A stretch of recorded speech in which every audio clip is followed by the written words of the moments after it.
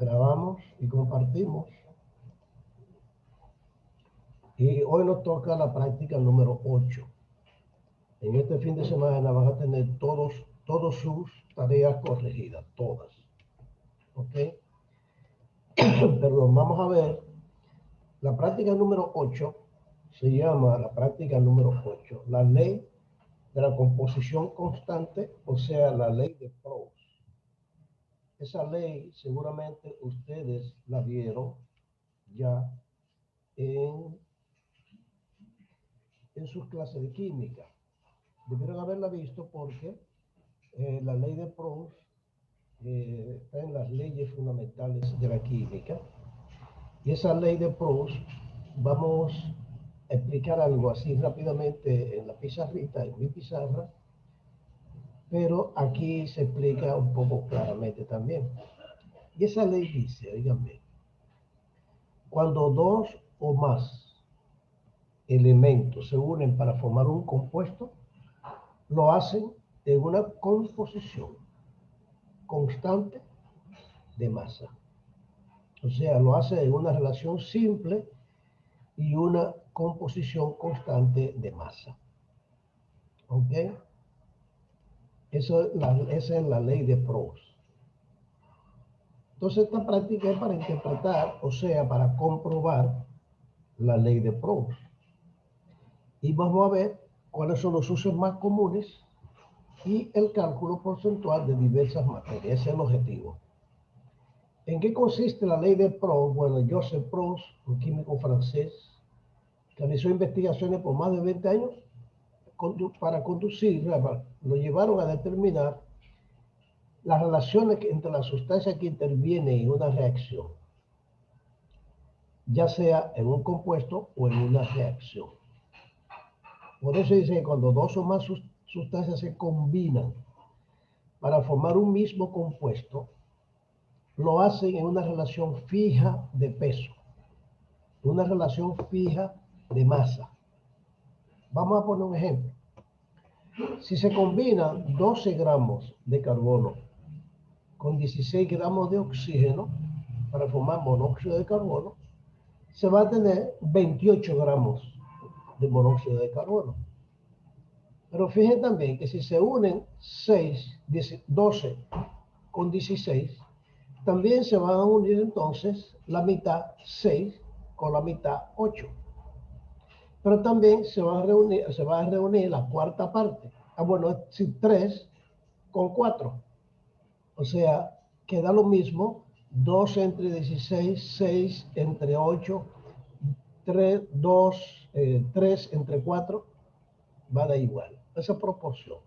Entonces esa proporción se mantiene en forma constante. Esa es la ley de Proust. Si usted saca el porciento, por ejemplo, cuando se unen 12 y 16 para formar 28, usted se da cuenta que el carbono tiene 42.9%, 2 entre 28.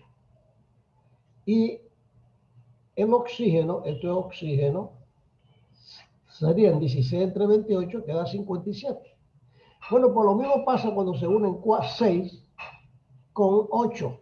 6 con 8 dan 14. Entonces 6 entre 14 da el mismo por ciento y 8 entre 14 el mismo por ciento.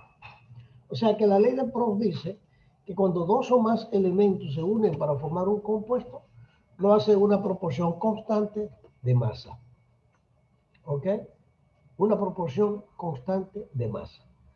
Ahí lo hicieron con el CO2, pero ocurre con cualquier otro compuesto. Ya nosotros vimos en la clase pasada que era la ley de la conservación de la materia, ¿ustedes recuerdan? Pues lo hicimos con el CO2. Pero en una anterior, nosotros hicimos otra práctica que fue con un poco de azúcar. Y buscamos el porciento de azúcar, que esa se llama la ley de la conservación de la materia. También era la ley de Proust, pero aquí, en la ley de Proust, nosotros vamos a demostrar que la proporción es siempre constante. La relación se mantiene, no importa la cantidad y no importa cuál sea el compuesto. Siempre se mantiene esa proporción. Entonces, nosotros hicimos la vez anterior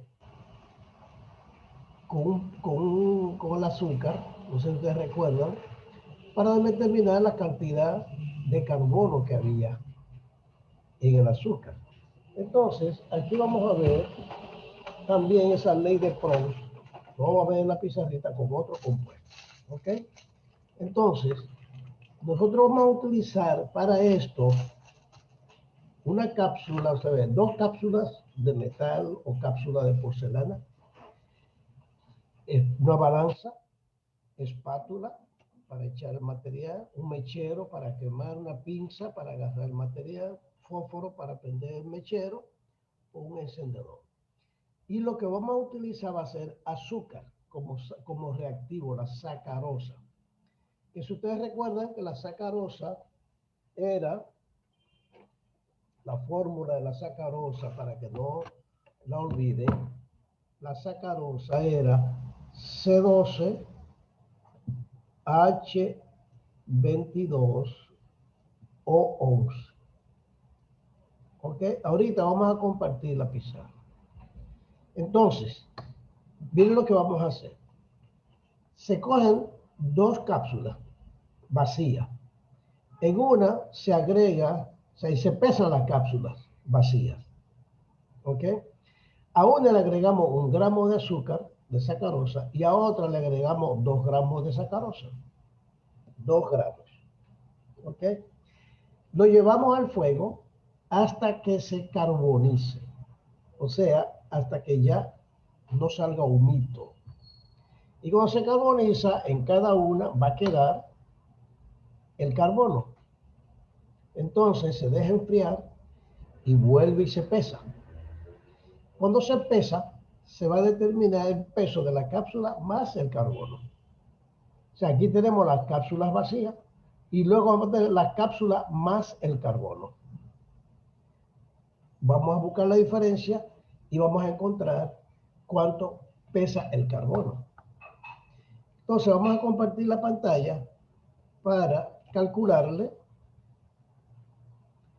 la sacarosa, el porciento de sacarosa. Ustedes recuerdan que esa era la fórmula de la sacarosa, que cuando se descompone con fuego,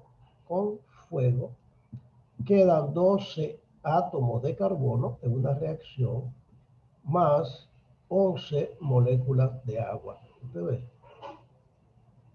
Cuando usted lo quema, el agua se evapora, se evapora, y el carbono queda en la cápsula. Esto queda en la cápsula. Entonces, para usted saber cuánto de carbono hay ahí, tiene que buscar el peso molecular de la sacarosa. Que si usted se recuerda, tenemos carbono, hidrógeno y oxígeno. ¿Okay? De carbono hay 12, de hidrógeno hay 22 y de oxígeno hay 11. El peso molecular atómico del carbono es 12, del hidrógeno es 1 y del oxígeno es 16. Cuando usted lo multiplica para buscar el peso de una molécula, esto da 144, este da 22 y este da 176. Cuando usted lo suma, esto le da 342. El carbono, usted busca el porciento de carbono, y va a ser 144 entre 342 y esto por 100. Y eso le da un 42.1%. ¿Ok? 42.1%. Como dice la ley de Proust, ese por ciento va a ser siempre en cualquier cantidad de carbono. En cualquier cantidad de azúcar va a tener ese mismo por ciento. Entonces, como se va a hacer para 1 gramo, entonces usted dice, teóricamente, en 1 gramo de sacarosa, entonces debe haber 0.421 gramos de carbono. ¿Por qué? Porque si en 100 gramos, como esto es 1%, si en 100 gramos, vamos a poner aquí, en gramos de sacarosa, hay 42.1 0.1 gramos de carbono, esto es carbono, perdón, en 1 AB 0.42 y en 2 gramos de sacarosa, cuando usted lo queme, debe quedar el doble, o sea, 0.842 gramos de carbono. Porque esa proporción se mantiene siempre. Eso es proporción constante. Esa es la ley de Proust. ¿Ok? Entonces, ustedes tienen acá que yo le hice la reacción de combustión del azúcar. Ustedes, esta reacción de combustión del azúcar tienen que tenerla pendiente. ¿Ok? Porque esa se la preguntan. Y en la práctica, lo que nosotros haríamos en la práctica es quemar 1 gramo de azúcar y esto teóricamente es lo que debe quedar. Y luego quemamos 2 gramos de azúcar y esto es teóricamente lo que debe dar. Por eso en la práctica le piden, ¿verdad? Masa de las cápsulas vacías en los 2 ensayos. Masa de sacarosa, 1 gramo y 1 gramo. Masa de la cápsula más carbono, o sea, después que se quema, cuánto pesan. Y la masa de carbono son las diferencias. O sea, esto que está aquí va a ser la práctica. Y esto que está aquí es la teoría. Como no tenemos la cápsula, el peso de la cápsula y tenemos el peso de la práctica, como no se hace la práctica, ya ustedes saben que va a tener 0.42 y 0.84. Acá, cuando usted reste este menos este le va a dar aquí. Porque esta es la cápsula vacía. Esta es la cápsula más carbono. Entonces, esta menos esta le va a dar el carbono. ¿Ok? Y esto que es la primera pregunta que dice aquí, esta pregunta, determine la reacción y diga la masa teórica de carbono. Eso es esto que está acá. ¿Ok? Esa es la reacción. Esta es la proporción constante, 42% de carbono. Y esto es teóricamente lo que debe tener. 1 gramo, 0.421 y 2 gramos, 0.84. Eso sería la respuesta a este. Pero como dice comparar con el experimento y nosotros no hacemos el experimento, no lo podemos hacer. Pero sí podemos calcular el porcentaje de carbono en ambos, ya lo vimos, que fue esto calculado, ¿ok? Entonces, calculado, dice, compare con los resultados y explique. Los resultados no los vamos a poder tener. ¿Por qué? Bueno, porque hay que hacerlo. Hay que hacerlo, pero hay una práctica en el laboratorio, en el folleto, en un videíto, que se van a llevar de los datos del video. Pero no es igual, la práctica no es igual. Es la ley de Proust, de la proporción constante, pero no van a responder esto. ¿Ok? Sino, van a responder, van a estudiar los folletos y yo le voy a hacer las preguntas ahí. O sea, cuando yo le puse, responda las preguntas del folleto, yo le voy a agregar ahí que tiene que responder las preguntas. Le voy a decir, le voy a poner una pregunta para que la respondan con relación a la práctica. ¿Ok? Una pregunta con relación a la práctica. Porque ellos ponen una práctica con una cantidad de carbono, de sustancia, yo lo voy a poner con otra cantidad para que ustedes calculen. Y aquí escriba 2 aplicaciones de la ley de Proust. Esa la pueden contestar. O sea, pueden contestar esta y esta. Esta está contestada porque ya se la puse aquí. Eso es esto.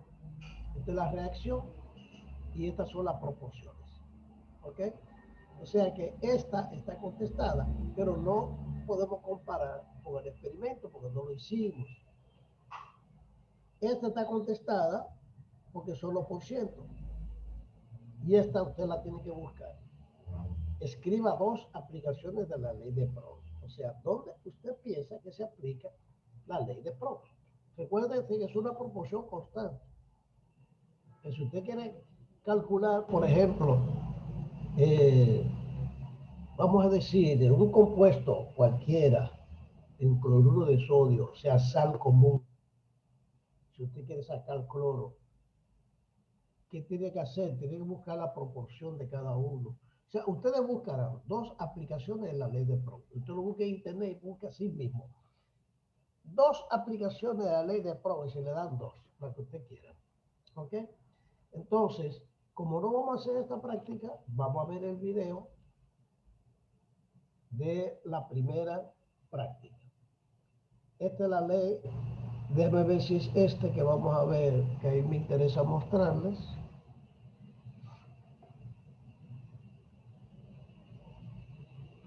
Ok, miren, vamos a compartir el sonido.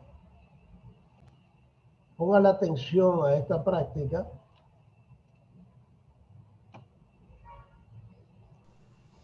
Bien, este sencillo experimento nos va a permitir visualizar un poco mejor la ley de Proust, que establece que cuando dos sustancias se combinan para formar un nuevo compuesto, lo hacen en una relación de masas constante y definida.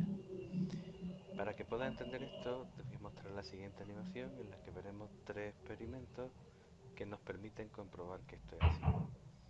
Se va a mezclar en un crisol de porcelana 2 gramos de azufre y 3 gramos y medio de hierro. Cuando mezclamos ambas sustancias, al tratarse de un proceso físico, todavía tenemos en ella tanto el hierro como el azufre, de forma que si pasáramos por encima el imán, mediante procesos físicos podríamos separarlo, o bien si echamos las sustancias del crisol en agua, el azufre, que no se mezcla con el agua y tiene menor densidad, quedaría flotando en la parte superior. Pero bien distinto es si cogemos la cápsula y la calentamos. Tras un periodo de tiempo, lo que observamos es que obtenemos una nueva sustancia de color negro. Pero lo más interesante es que ya no trae el hierro, ¿vale? Y además que cuando la intentamos añadir al agua, precipita. Esto nos da la idea de que han desaparecido los componentes iniciales, se han recombinado. Y además lo han hecho en unas proporciones definidas, porque no ha sobrado ninguno de los dos. Los 2 gramos de azufre y los 3,5 gramos de hierro se han combinado formando 5,5 gramos de sulfuro de hierro. Sin embargo, si intentamos repetir la experiencia anterior cambiando por ejemplo la cantidad de hierro y ponemos un poquito más, lo que observamos después de calentar es que aún queda hierro en la muestra, exactamente 0,5 gramos, y que al añadirlo al agua no hay para nada restos de azufre, con lo cual concluimos que el azufre se ha consumido por completo y que del hierro han sobrado 0,5 gramos. Curioso, igual que en la primera experiencia. Podríamos llevar a cabo también ahora la repetición del experimento, pero reduciendo la cantidad de hierro, con lo cual la cantidad de azufre que probablemente necesitaríamos sería menor. La idea con la que se llevó a cabo este experimento era demostrar que también la adición de azufre también tenía que ir en una cantidad definida y constante. Así de forma que cuando mezclamos los dos y calentamos la muestra, volveremos a obtener el sulfuro de hierro. Sin embargo, en este caso ya no queda hierro sin reaccionar, pero para sorpresa nuestra vemos que sobran una cantidad determinada de azufre. Como podemos ver, la suma de las masas al final siempre permanece constante. En esta tabla se ven estos mismos tres experimentos que hemos llevado a cabo y otros anteriores. Y vemos también la ley de Proust bien definida. Cuando reaccionan dos elementos para dar un compuesto, la relación de las masas que reaccionan es constante y definida. Es decir, que si llevamos a cabo el cociente entre la masa de azufre y la masa de hierro que reaccionan, siempre debe de cumplirse esa razón.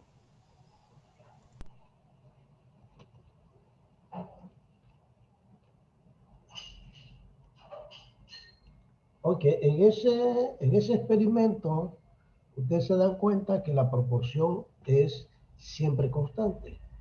Si nosotros buscamos la tabla periódica y hacemos la reacción del azufre más el hierro, sulfuro de hierro es FeS, o sea, sulfuro de hierro. ¿Ok? Vamos a abrir esta tabla periódica y vemos que el hierro tiene una masa atómica de 55.84 y el azufre de 32. ¿Se ve? 32 y 56, vamos a redondearlo, ¿ok? 56.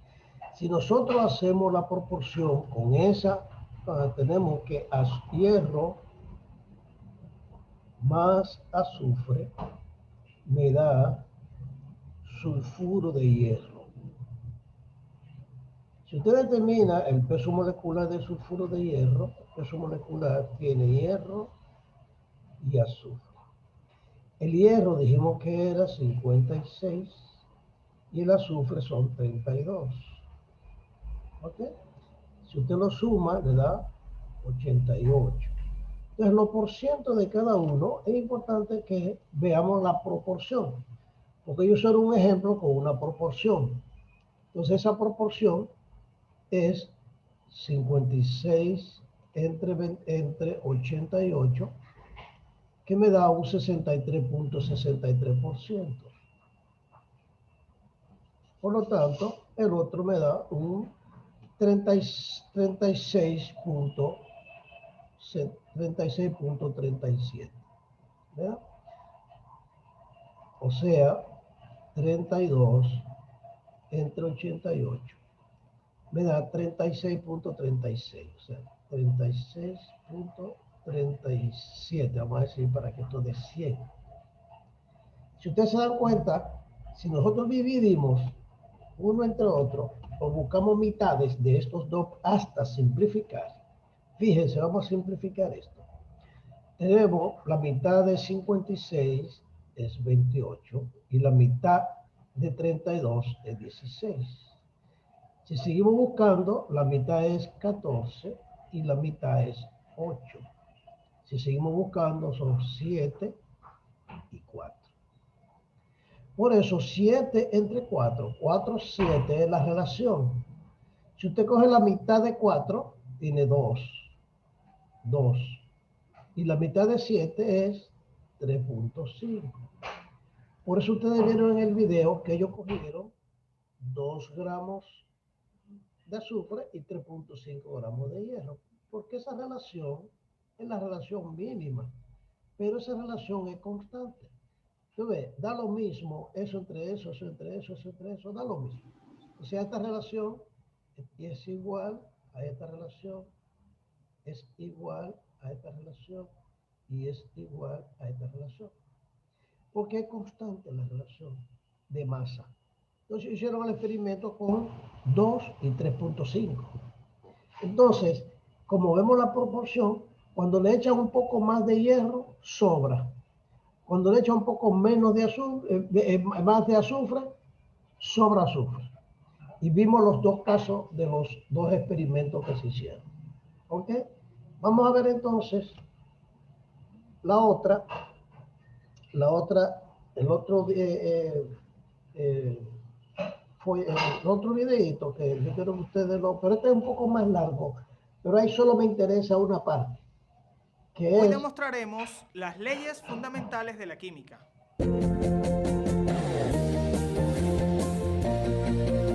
En clases anteriores hemos explicado cómo la relación entre dos elementos es proporcional, es decir, invariable. Además, hemos dicho que la masa de los reactivos debe ser igual a la masa de los productos. Esto tiene relación con las leyes fundamentales de la química. Demostremos en el laboratorio la ley de conservación de la masa y de proporciones definidas. La clase de hoy demostraremos la ley de conservación de la masa. Para eso tenemos un sobre de antiácido triturado, un globo, 100 mililitros de agua y un matraz Erlenmeyer. Un momentito. La masa del sistema 1 y la masa de... Para la ley de proporciones definidas vamos a utilizar una cinta de magnesio, pero en la reacción también tiene su masa y la masa después de haber quitado el globo allí, lo que quiere decir que la masa del gas... Ok, esa que está viendo es la ley de la conservación de la materia. Ahora vamos a ver la ley de las proporciones definidas que él le va a explicar ahora. ¿Ok? definidas vamos a utilizar una cinta de magnesio y y la masa después de haber quitado el globo allí, lo que quiere decir que la masa del gas es de 0,8 gramos. Para demostrar la ley de proporciones definidas, vamos a utilizar una cinta de magnesio y una cápsula de porcelana. Es importante la calibración de la balanza antes de realizar la medida. Comenzamos con la medida de la cinta de magnesio, movemos el brazo de la balanza y esta tiene una masa igual a 1,3 gramos. Tomen nota de eso, que yo le voy a poner un ejemplo Colocamos con masa la distinta. balanza en cero nuevamente y colocamos la cápsula de porcelana para tomar su medida. Movemos la pesa hasta 40 y el valor total para la masa de la cápsula de porcelana vacía es de 43,8. Ok, tenemos lo mismo, una cápsula vacía y en este caso va a ser lámina de magnesio. Va a pasar lo mismo, usted verá la reacción y la proporción constante. Para iniciar el proceso de combustión del magnesio, vamos a comenzar encendiendo el mechero. Previamente se montó un sistema de calentamiento compuesta por un soporte universal, un aro con nuez y la cápsula.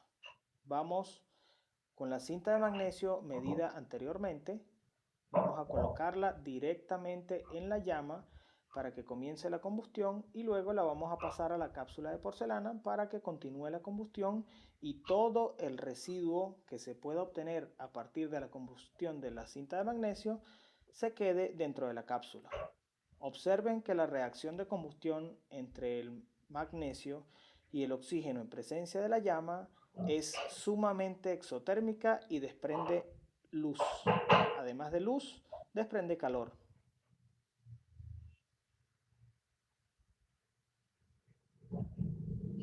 Vamos a esperar que parte de la cinta o la mayor parte de la cinta haga combustión para soltarla y termine de hacer la reacción dentro de la cápsula. Posteriormente, tenemos que medir la masa de la cápsula con el residuo de óxido para poder, a través de un cálculo estequiométrico, poder sacar la masa teórica de óxido de magnesio que se debió haber formado y compararla con la que realmente se formó.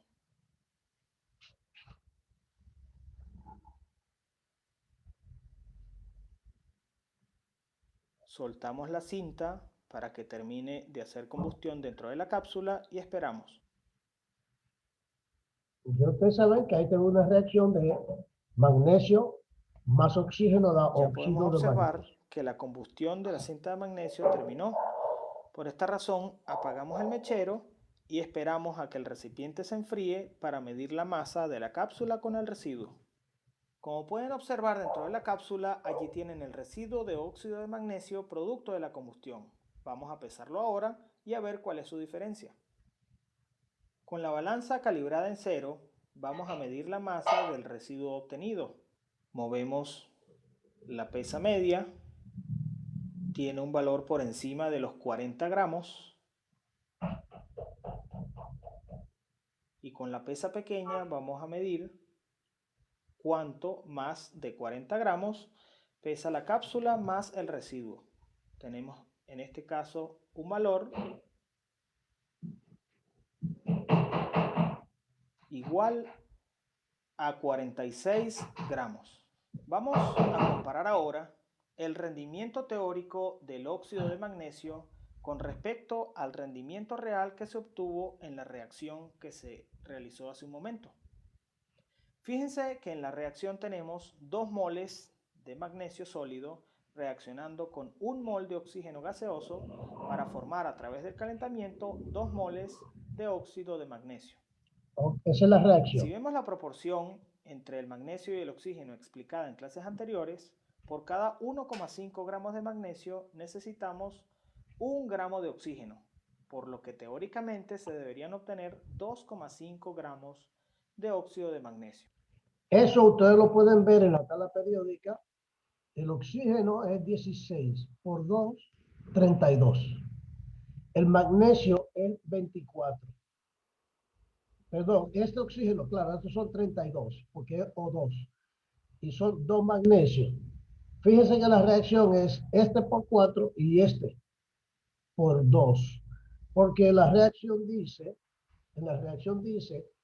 un mol, o sea, 16 por 2, y este 24 por 2. O sea, tenemos 32 y 48. Si usted simplifica de 32 y 48, se da cuenta, es que por cada uno de este hay uno y medio de este.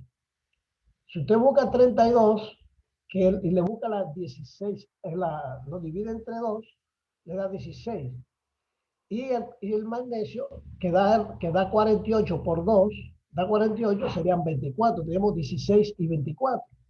Y si lo sigue dividiendo, va a tener 8 y 12. Y si lo sigue dividiendo, va a tener 1 y 1 y medio. O sea, 1 de oxígeno por 1 y medio. O sea, que 48 tiene una vez y media 32. ¿Ok? Esa es la proporción mínima. Esa es la proporción teórica. ¿Ok? Si realizamos el cálculo estequiométrico por cada 1,3 gramos, que fue lo que midió la masa de la cinta de magnesio, se deberían obtener 2,17 gramos de óxido. Eso es Eso teórico. es teóricamente por la relación estequiométrica. Vamos a ver qué pasó en el experimento. El material, que era el magnesio, tenía una masa de 1,3 gramos. La cápsula tenía una masa de 4,8 gramos. Y la cápsula más el óxido terminó con una masa de 46 gramos. Fíjense, para determinar la masa real de óxido de magnesio, tenemos que restar la masa de la cápsula más el óxido menos la masa de la cápsula sola. En total tenemos 46 gramos menos 43,8 gramos. Es decir, que realmente se obtuvieron 2,2 gramos del óxido. Si comparamos la relación teórica, que se deberían obtener 2,17 gramos, con la relación real, que fueron 2,2 gramos, Casi aproximadamente se obtuvo la relación estequiométrica y la relación real fue exactamente la misma, porque si aproximamos el valor teórico, que fue 2,17 gramos, es 2,2. Por lo tanto, la masa real fue equivalente a la masa teórica. ¿Qué demostramos? Además, fíjense lo siguiente. Si en vez de 16, de 32, usted coge 15,99 por 2, que es un poquito menos de 16, y aquí en vez de 24 ponemos 24,3, que son las masas reales, esas fracciones hacen que al final esos dos números sean iguales. ¿Ok? La clase de hoy, que se da cumplimiento estricto a la ley de conservación de la masa, es decir, la masa de los reactivos es exactamente igual a la masa de los productos. Que la proporción entre los elementos y sustancias que reaccionan siempre es la misma, es decir, es invariable. Que los gases también tienen masa, eso lo pudimos observar al quitarle el tapón. Muy bien, eso ya ustedes saben. Entonces, estén pendientes ahí en la tarea, le voy a responder, dice responde las preguntas del folleto. Yo le voy a poner ahí también en la tarea 2 preguntas, una relacionada con el azufre y el hierro y otra relacionada con el oxígeno y el magnesio. ¿Ok? Eso era todo por hoy.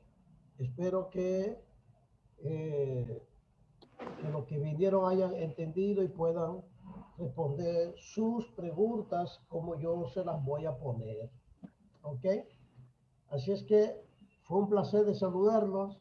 Lamento a muchos que vinieron un poco tarde, pero siempre ocurre, siempre ocurre. Así es que nos vemos el próximo